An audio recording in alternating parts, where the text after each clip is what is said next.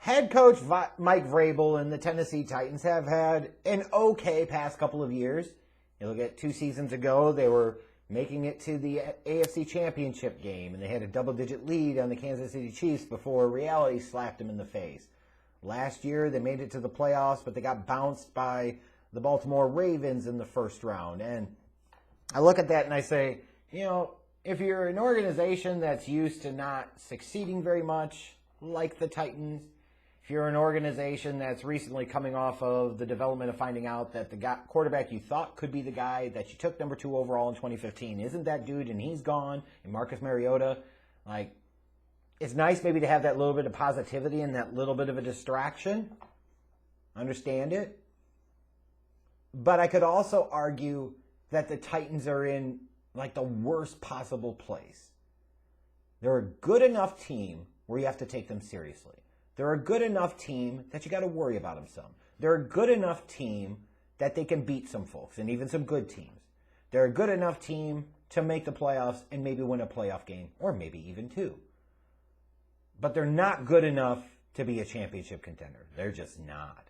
Not dynamic enough on offense, and certainly last year were not anywhere near good enough on defense. And as much as you might enjoy, hey, my team is making the playoffs, my team won this crappy AFC South division, blah, blah, blah, blah, blah. The reality is what you got to show for it. So I can understand the Tennessee Titans looking at their situation this year, and especially losing offensive coordinator Arthur Smith to him getting a head coaching job with the Atlanta Falcons, and saying, well, we want to make a big deal. We want to try and go all in. We want to sit there and add a new element to our team, whether it offensively or defensively. And, they went out there and made the big splashy trade for Julio Jones. And when you look at the price they had to give up for him, hard to say it was a bad idea for them to do it. You almost have to at that point. You're trying to find players that make you better. Julio Jones will make Ryan Tannehill better. He will make Derrick Henry better with his presence on the field. He will make A.J. Brown better with his presence on the field. How much better is a separate question.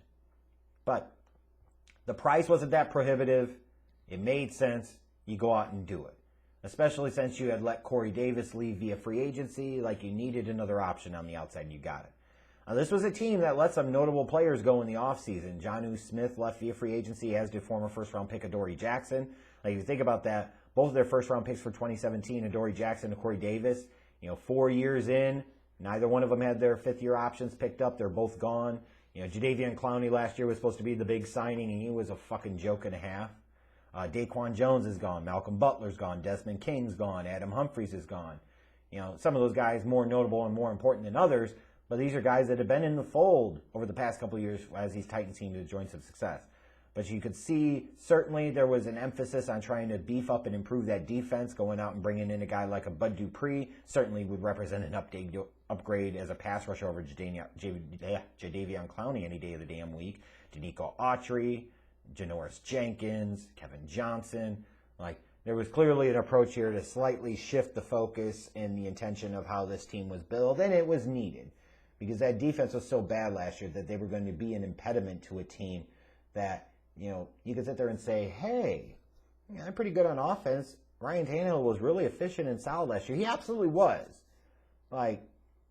People think I'm a Tannehill hater. If you go back to 2012, it doesn't mean I was right because I wasn't.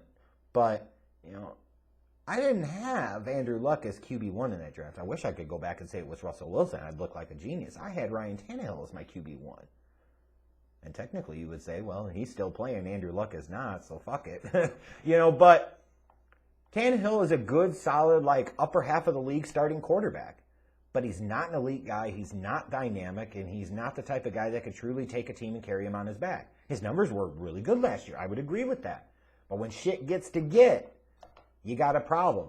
He's a newer version of Alex Smith with more arm talent. That's what he is. Alex Smith with more arm talent. You can win games with those guys. You're not winning it all with them. Period. Unless you do so much around them that you can mask some of those deficiencies. Because otherwise it's not happening. And then you look at this Titans team and you say, okay, Part of the reason for your success last year is you had Derrick Henry be a monster. Over 2,000 yards rushing, and you say, okay, you really expect him to repeat that feat? You really expect him to be able to do that again? So you expect some type of natural step back. If it's 15% or 20% in terms of his rushing yards, he's still going to have a monster season. If he does that, there's a lot of wear and tear in the body last year. Like, you take away that level of impact from Derrick Henry on this offense, what do you got? Just saying. I like some of the things they did in the draft. Caleb Farley, getting him in the first round where they did. He was a guy talent-wise. He could potentially make the argument it could go higher, but you had some concerns about the back. But the talent level is certainly there of a top 10 to 15 guy, and to get him at, 22 that the Titans were picking. And then Dillard Raduns, the offensive lineman from North Dakota State, I believe he's going to be starting week 1. So they got a couple of guys I think they can come in and contribute for him right away. Looking at this team on paper, you've got Derrick Henry. He's a franchise bell cow beast back. He is the identity of this offense. He is the identity, frankly, of this team. He's the type of guy that if you get into a playoff situation, like, this guy can be a load, and this can be the type of guy that can help carry you and win you some games. Their wide receiving core, you've got A.J. Brown, who's a stud. Now you bring in Julio Jones. At the tail end of the peak of his career, he's still a stud. And I'll say Ryan Tannehill is a strength of this team. You can win more games with Ryan Tannehill than you're going to lose because of him. Alex Smith with a better arm is what he is. Certainly a top half of the league starting quarterback, maybe probably top 12-ish. Not an elite guy, not a true franchise guy, even though you've probably paid him like at Tennessee, which you have.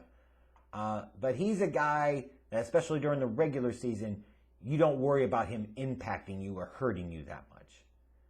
You worry about the defense hurting you. Because I still worry, where the hell is the pass rush going to come from? Obviously, bringing in a Bud Dupree is going to help upgrade that pass rush with him and Harold Landry on the outside, but how much better are they really going to be? That secondary, I still think, has a lot of questions. And, you let Dory Jackson go. Sure, you brought in Janoris Jenkins and Kevin Johnson, but how much better are they going to make your secondary? And then I talked about it a little bit ago, you got to factor in with what the Titans have done the past couple of years. It's been so heavily reliant and dependent upon Derrick Henry. What happens if he gets hurt for any length of time in 2021? What happens if he's not quite as effective? What happens if he takes that natural assumed step back, and instead of being a 2,000-yard rusher, he's a 1,500-yard rusher? Still, like I said, franchise stuff, still Pro Bowl worthy, still a candidate for All-Pro, still Studley, and still absolutely not nearly what the team got out of him the previous year. And I worry that you could say, well, you bring in a Julio Jones, and that's going to help some. It will help some, but I don't know if it's going to totally and completely offset it. Looking at this team's schedule, first few weeks of the year, you got to host Arizona, go to Seattle, host Indianapolis. So, obviously, Colts Week 3 is the biggest game of those three because it's at home. It's against a divisional rival and the team you assume that you're going to be battling it out with in this division this year. But the other two games, Arizona, you got at home. Young Kyler Murray, DeAndre Hopkins, how are you going to be able to defend him? Then Week 2, you got to go to Seattle, go to the West Coast, and that's tough.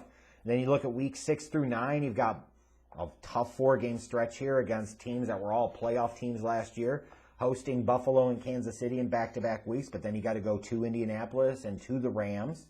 There's certainly a potential there in that 4-week stretch of games that you could finish 1-3 or 0-4. And then you look towards the end of the year and you say, okay, they host Jacksonville. That needs to be an easy win, but they got to go to Pittsburgh. Who knows what San Francisco will be come Week 16.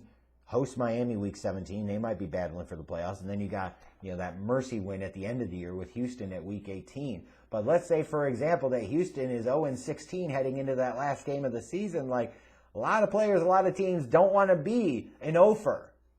So you might have a fired-up Houston Texas team that may have already cinched up the number 1 overall pick, and they say, fuck it, we don't want to go down in history like the 2017 Browns or the 2008 Detroit Lions.